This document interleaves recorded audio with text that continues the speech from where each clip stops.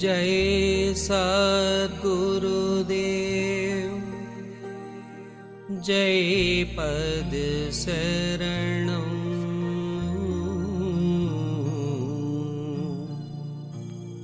श्री यशरूप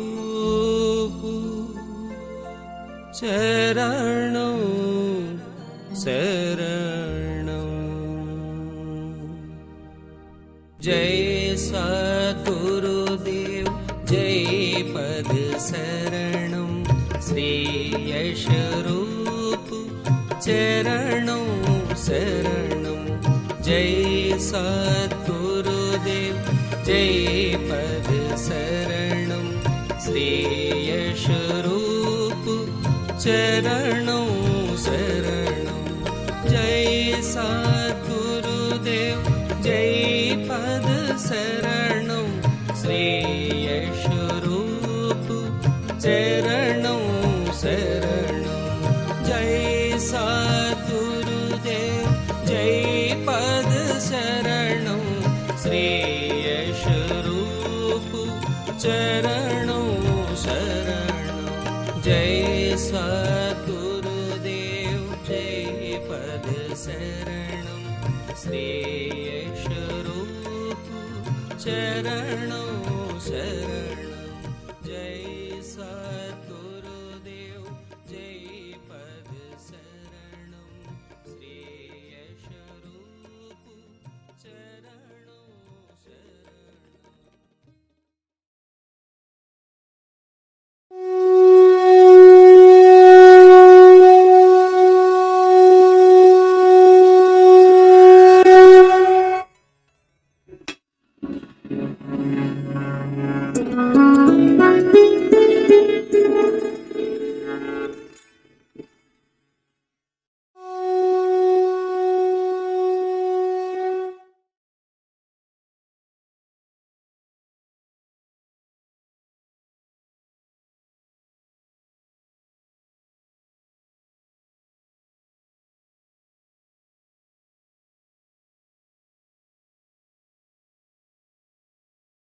ब्रजेश ब्रजेश हैं क्या?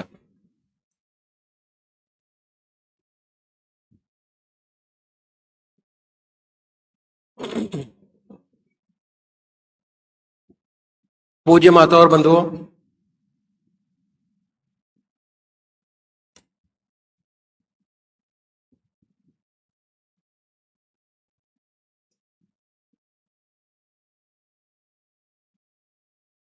अभी एक भजन होगा।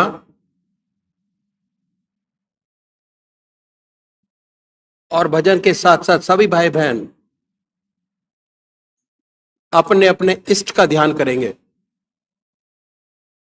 जिसको जो मानता है। जिसको जो मानता है उन्हीं की आराधना करेंगे। इष्ट का मतलब आपके इष्ट देव, चाहे वो निराकार हो चाहे वो साकार हो।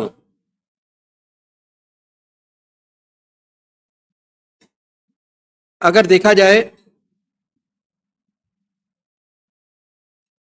तो भक्त दो प्रकार के,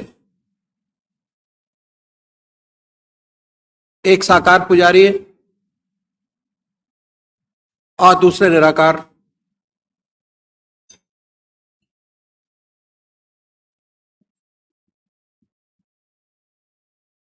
साकार पुजारी क्या करें?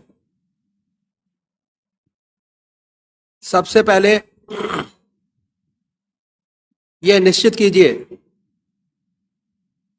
कि परमात्मा की कौन सी मूर्त, कौन सी सूरत, कौन सी शक्ल,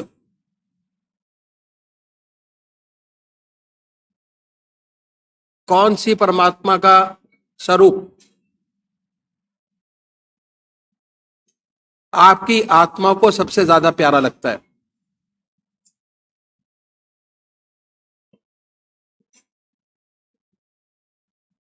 जिसका रह रह के ख्याल आता है आपको,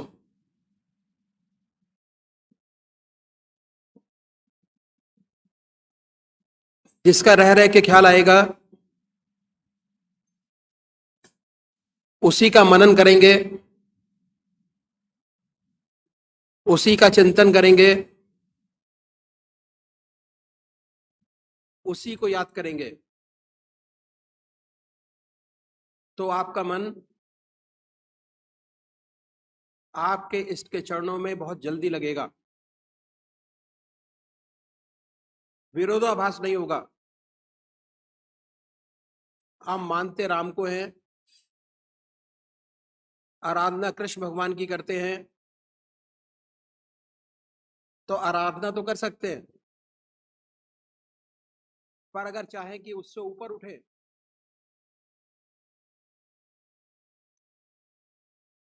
ध्यान की असली स्थिति, असली आनंद आपको प्राप्त हो जीवन का, वो जब ही प्राप्त हो पाएगा जब आप खूब अच्छी तरीके से उसमें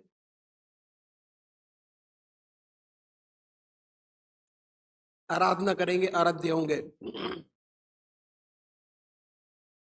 तो ये बहुत जरूरी है। साकार पुजारी ये निर्णय करें, जैसे मैंने आपको बताया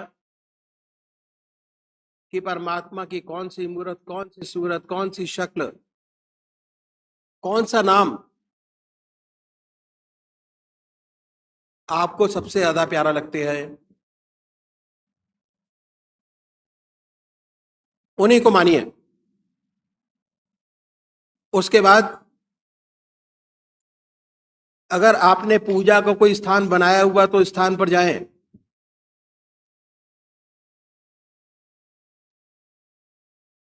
बड़े प्यार से उस स्थान पर बैठिए, आसन लगाइए, सुख आसन से बैठें,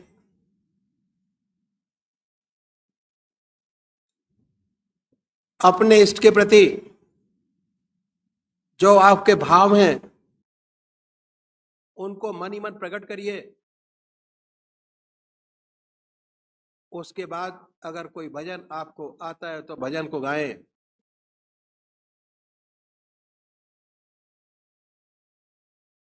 अगर भजन नहीं बनता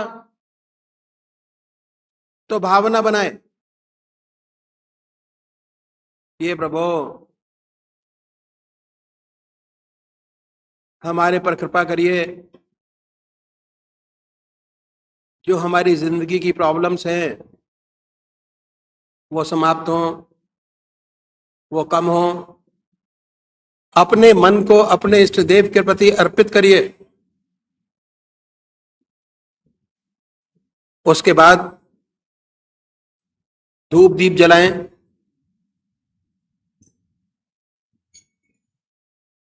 और ये महसूस करें कि आपका इष्ट सह शरीर आपके सामने विद्यमान है।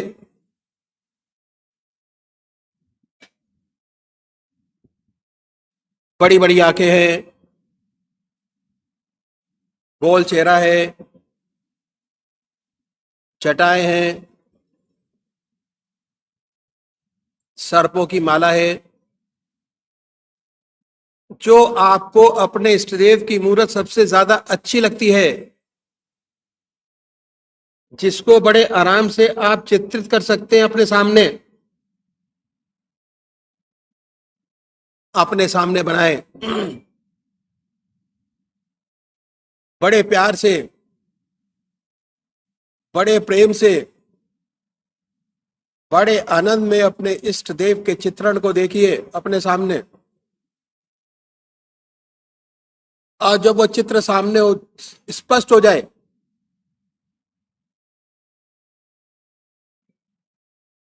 अपने हृदय पटल पर उसको उतारने की कोशिश करिए। दिल की हर धड़कन पर आपका जो मंत्र है उसको सुनने की कोशिश कीजिए। और जब तक ऐसा ना हो तब तक जिह्वा से बड़े आराम से अपने इष्ट देव के नाम को ले सकते हैं। बड़े प्यार से राम, बड़े प्यार से ओम, ये महसूस करें कि दिल से निकल रहा है और हम उसको सुन रहे हैं। दूसरे वो भाई हैं जो निराकार भगवान के उपासक हैं, परमात्मा की मूर्ति को नहीं मानते, कहते हैं परमात्मा तो कण कण में व्याप्त है, हर जगह है। वो क्या करें? बड़े प्यार से बैठिए, आनंद में बैठिए, धूप दीप जलाएं और ये महसूस करें कि उनके हृदय से जो उनका सबसे प्यारा नाम है ओम, अल्लाह, वाहेगुरु, निकल रहा है और वो उसको सुन रहे हैं। और जब तक ऐसा ना हो, बड़े प्यार से उस पवित्र नाम को आप जिह्वा से ले सकते हैं। ये दो तरीके बताए हमारे बुजुर्गों ने परमात्मा को याद करने के। जो भी जैसे अपने इष्ट देव को याद करे, बड़े प्यार से कर सकता है। और ऐसा तो होता नहीं कि हमेशा याद बनी रहे। जैसे ही आप ध्यान करने की कोशिश करेंगे, अपने इष्ट देव को याद करने की कोशिश करेंगे, थोड़े टाइम तक तो आप अपने इष्ट देव की याद कर पाएंगे। उसके बाद आपका मन आपके इष्ट विचारों की दुनिया से हटकर दूसरे विचारों में चला जाएगा। फिर आप उन विचारों को साइड लाइन करिए, हटाइए, अपने इष्ट देव की याद करें, फिर हटाएं, फिर याद करें। अगर ऐसा अभ्यास करेंगे तो इतनी पक्की आदत आपकी बन जाएगी कि कुछ ही समय में जैसे ही आप अपने इष्ट देव को याद करेंगे, आपका इष्ट आपके सामने होगा और बड़ी आनंदमय स्थिति आपकी होगी। अपने इष्ट देव को देखते होंगे, बड़ी सुंदर स्थिति होगी। और जैसे ही सुबह सुबह अपने आपने इष्ट देव के दर्शन किए, सारा समय बड़ी सुंदरता से समय व्यतीत होगा और पूरा कार्यकाल उस दिन का बड़े आराम से अपने इष्ट देव की याद में बीतेगा। और जो काम करेंगे उसमें भी बड़ा जोश और आनंद आएगा, क्योंकि आप ताजगी महसूस कर रहे हैं। मन के अंदर कोई विचार नहीं, पहले का। नए विचार आएंगे, नया काम होगा, बड़ी सुंदर स्थिति आपकी प्राप्त होगी। तो अभी एक भजन होगा और भजन के साथ साथ सभी भाई बहन अपने अपने इष्ट का ध्यान करेंगे। श्री ब्रजेश जी जो पटना से पधारे हैं, भजन कहेंगे। मेरे मन मंदिर में, मेरे मन मंदिर में, हे प्रभु जी मन मंदिर में, हे प्रभु जी जगमग ज्योत जगाओ, जगमग ज्योत जगाओ, जगमग ज्योत जगाओ। अंधियारे में भटक रहा हूँ, अंधियारे में भटक रहा हूँ, अब तो राह दिखाओ, जगाओ, जगमग ज्योत जगाओ। दुख से मेरी भीगी पलकें, दर्द की मारी पल पल छलकें। दुख से मेरी भीगी पलकें, दर्द की मारी पल पल छलकें। खुशियों का सागर इन आँखों में, खुशियों का सागर इन आँखों में, लहर लहर लहराओ। हे प्रभु जी, मेरे मन मंदिर में, मेरे मन मंदिर में, हे प्रभु जी, जगमग ज्योत जगाओ, जगमग ज्योत जगाओ,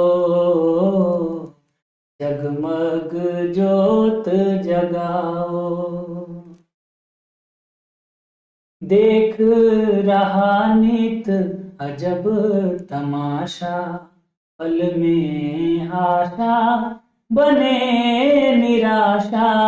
देख रहा नित अजब तमाशा, पल में आशा बने निराशा। ऐसी आँख मिचौली से अब, ऐसी आँख मिचौली से अब, मुझको मत बहलाओ। हे प्रभु जी, मेरे मन मंदिर में, मेरे मन मंदिर में, हे प्रभु जी, जगमग ज्योत जगाओ, जगमग ज्योत जगाओ, जगमग ज्योत जगाओ। ऐसा वर दो, ऐसा कर दो, प्यार का रस हृदय में भर दो। ऐसा वर दो, ऐसा कर दो, प्यार का रस हृदय में भर दो। तन मन का सब दुख मिट जाए, तन मन का सब दुख मिट जाए, ऐसा गीत सुनाओ। हे प्रभु जी, मेरे मन मंदिर में, मेरे मन मंदिर में, हे प्रभु जी, मन मंदिर में, हे प्रभु जी, जगमग ज्योत जगाओ, जगमग ज्योत जगाओ, जगमग ज्योत जगाओ। अंधियारे में भटक रहा हूँ, अंधियारे में भटक रहा हूँ, अब तो राह दिखाओ। जगमग ज्योत जगाओ, जगमग ज्योत जगाओ। मेरे मन मंदिर में, हे प्रभु जी, मन मंदिर में, हे प्रभु जी, जगमग ज्योत जगाओ, जगमग ज्योत जगाओ, जगमग ज्योत जगाओ।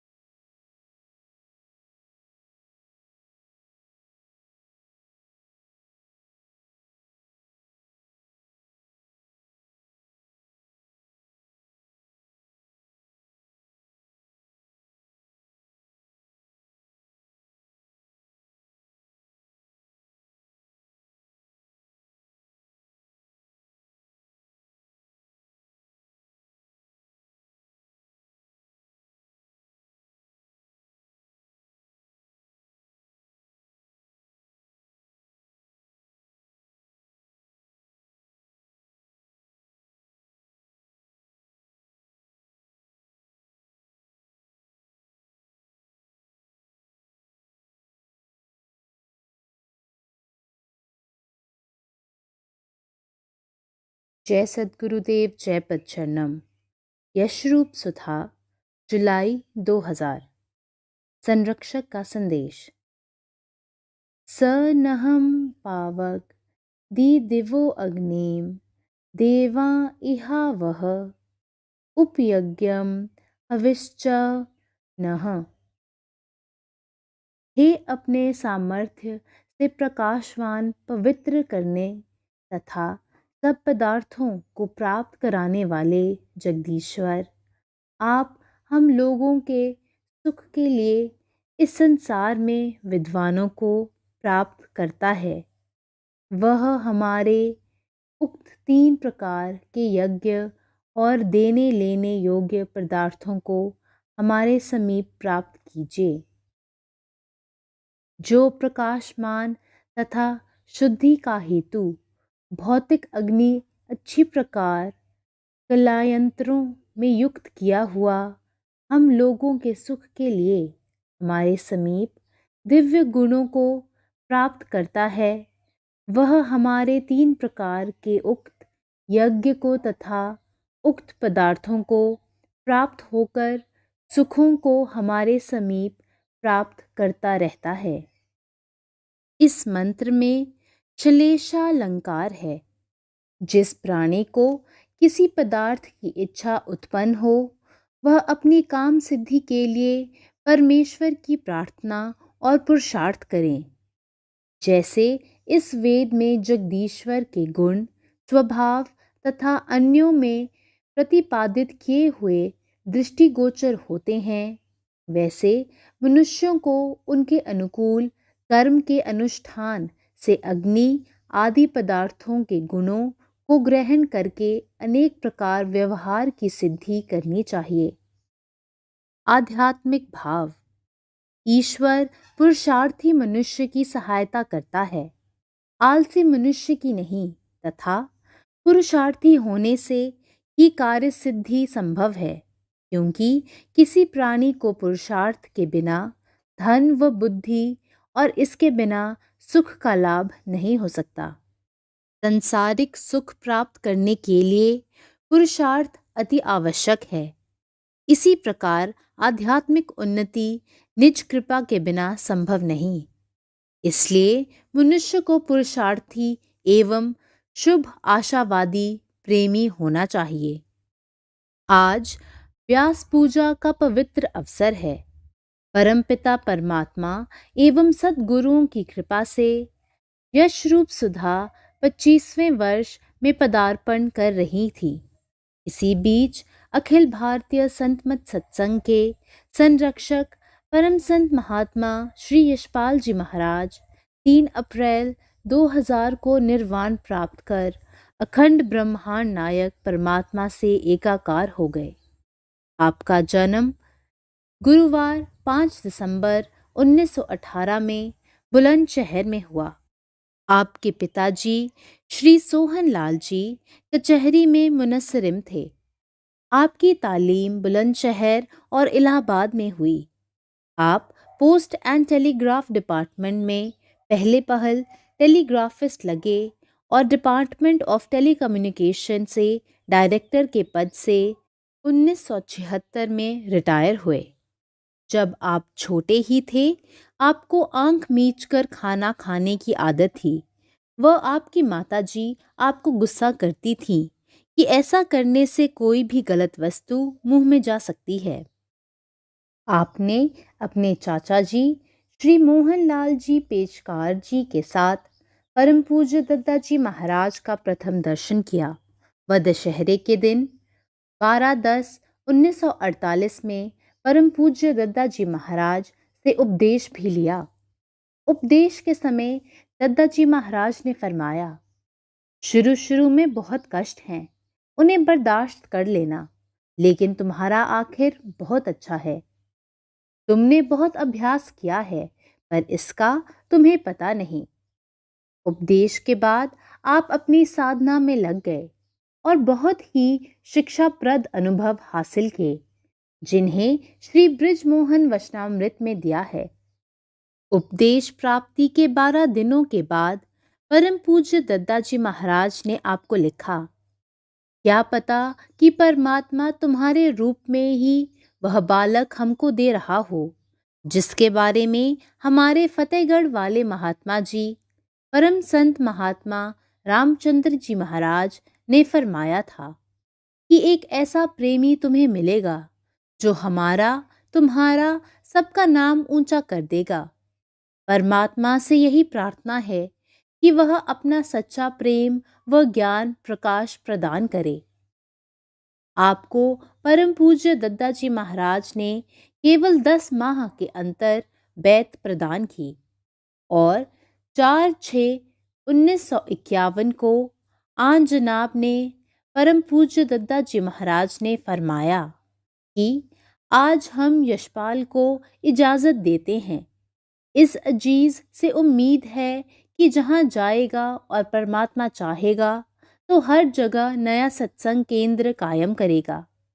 मालिक ने चाहा तो अजीज की तवज्जह में वह कशिश और प्रेम की चाशनी भर दी है कि जिसके संपर्क में आए कठोर से कठोर हृदय में प्रभु प्रेम की लहर पैदा हो जाएगी।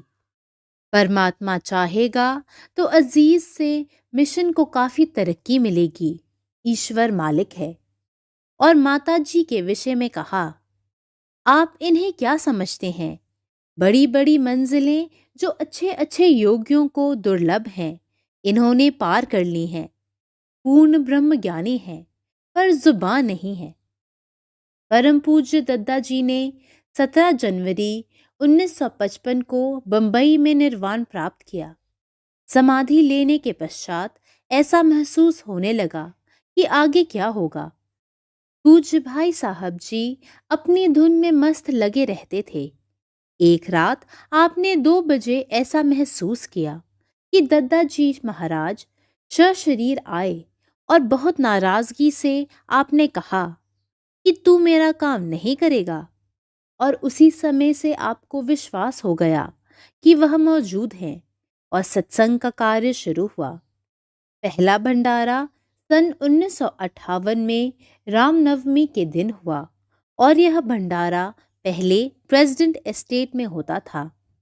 आपने अपने गुरुदेव परम संत महात्मा श्री बृजमोहन लाल जी महाराज की प्रेरणा से सन 1969 में संस्था को अखिल भारतीय संत मत सत्संग के नाम से रजिस्टर्ड कराया और 1970 में आश्रम के लिए अनंगपुर में स्थान लिया और तभी से भंडारा इस स्थान पर होता चला आ रहा है।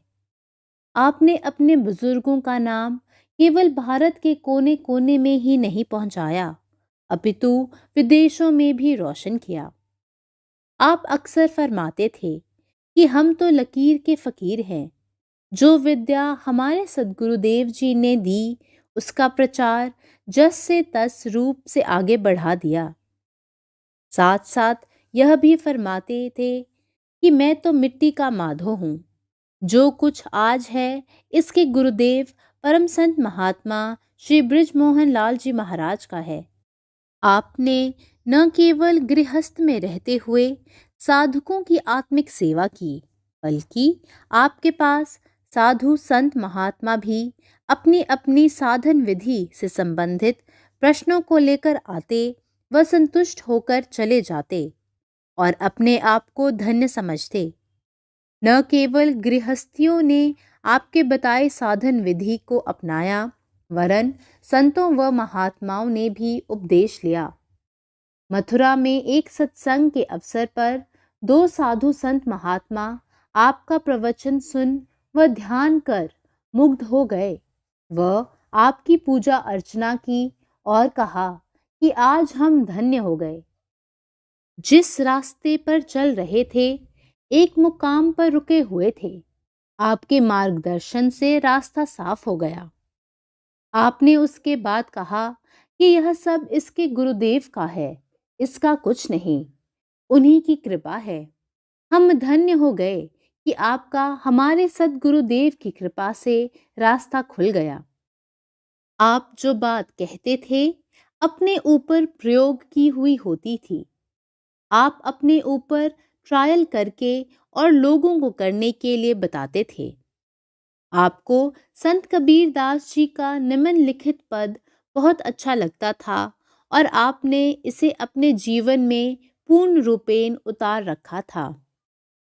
साधो सहज समाधि भली, गुरु प्रताप जा दिन से जागी, निश दिन अधिक चली, जहाँ जहाँ डोलऊं सो परिक्रमा, जो कुछ करऊं सो सेवा, जब सोवूं तब करऊं दंडवत, पूजऊं और न देवा, कहूं सो नाम सुनऊं सो सुमिरन, हाव पियूं सो पूजा, गिरह उजाड़ एक समलेखऊं, भाव मिटावूं दूजा, आँख न मूंदऊं कान न रूंधऊं, तनिक कष्ट नहीं धारूं, खुले नैन पहचानूं हंसी हंसी, सुंदर रूप निहारूं, शब्द निरंतर से मन लागा, मलिन वासना त्यागी, उठत बैठत कभऊ न छूटे, ऐसी तारी लागी, कह कबीर यह उन मनि रहनी, सो परगट करि गाई, दुख सुख से कोई परे परम पद, तेहि पद रहा समाई।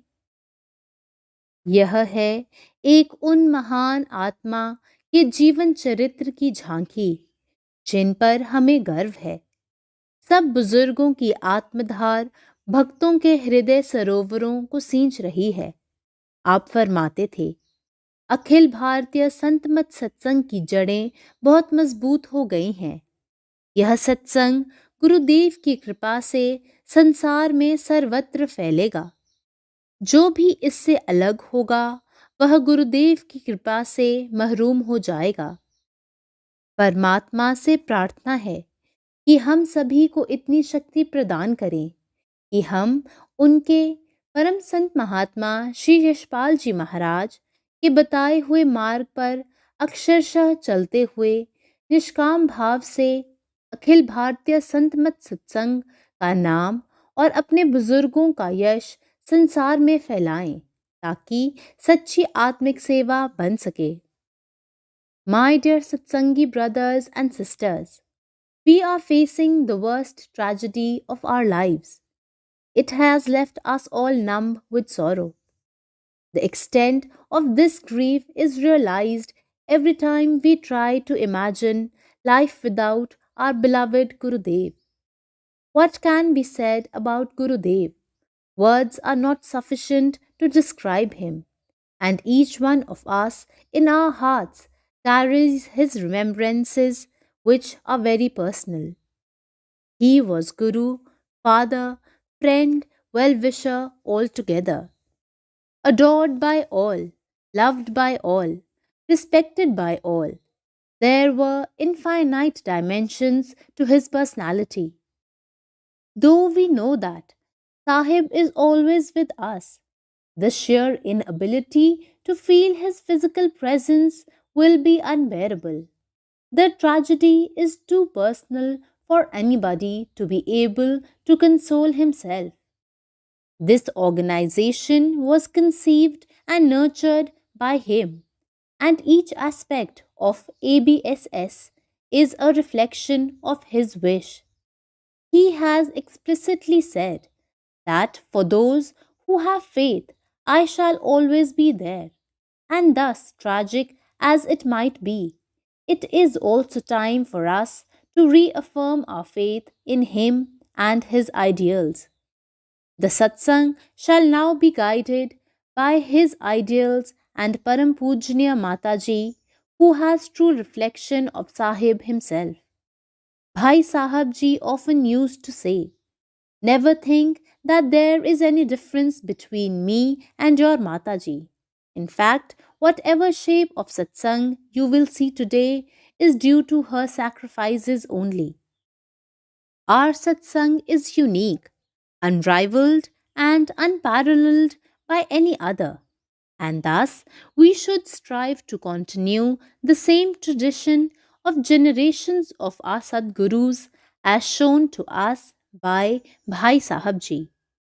By his omnipresence, he shall continue to guide all those who seek him and his path. परमात्मा तू ही है, तेरी इच्छा पूर्ण हो. ओम.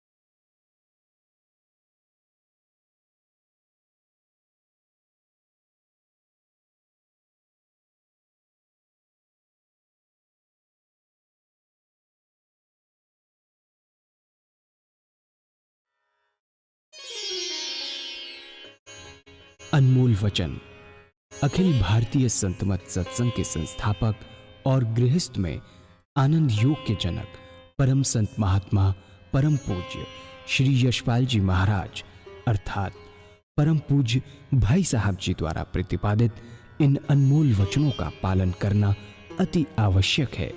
ये वचन हमारी गृहस्थ आध्यात्मिक साधना के लिए मूलभूत सिद्धांत हैं, जो इस प्रकार हैं। हम दुनिया की हर चीज की कीमत आंकते हैं, अपने मानव जीवन की कीमत भी जाने व परमात्मा की प्राप्ति हेतु साधना करें। मनुष्य योनि एक उपहार है, इसीलिए परमात्मा को धन्यवाद देते हुए आधा घंटा प्रातःकाल, आधा घंटा सायंकाल पूजा अवश्य करें। सत्संग, सतनाम व सद्गुरु को प्राथमिकता देते हुए इसी के आधार पर ध्यान योगाभ्यास अवश्य करें व गृहस्थ के कार्यों को परमात्मा का कार्य समझकर उसी की याद में संपन्न करें। हर समय ये ध्यान रहे कि गुरु कृपा द्वारा परमात्मा की पवित्र सत्ता का हमारी आत्मा में वास है, अतः मन में निरंतर अपने इष्ट देव का जाप करें। मान सम्मान की इच्छा ना करें व अपमान से दुखी ना हो। परमात्मा के अतिरिक्त किसी और का भय ना करें। दूसरों की बुराई न करें, न सुने, सत्य व मधुर बोलें, अश्लील शब्द मुंह से ना निकालें, सभी से नम्रतापूर्ण व सुंदर व्यवहार करें। धर्म पत्नी के अतिरिक्त अपने से बड़ी से माता जैसा, बराबर की से बहन जैसा व छोटी से पुत्री जैसा व्यवहार करें। सांसारिक जीवन यापन की आवश्यकताएं अंतहीन हैं, इसीलिए अधिक से अधिक समय सत्संग में व धन परोपकार में खर्च करें। याद रखें, न स्त्री माया है, न धन दौलत, न ही परिवार। माया वह है जो हृदय को परमात्मा से दूर हटा दे। अतः निरंतर सत्संग और सद्गुरु की शरण में रहने का प्रयास करें। भोजन अपने इष्ट को अर्पण कर प्रसाद रूप में परमात्मा की याद में करें। रात्रि में सोने से पहले अच्छे बुरे कार्यों का आत्मनिरीक्षण कर उसका समुचित पश्चाताप करते हुए ध्यान करें व प्रभु की गहरी याद में ही विश्राम करें। परमात्मा तू ही है, तेरी इच्छा पूर्ण हो।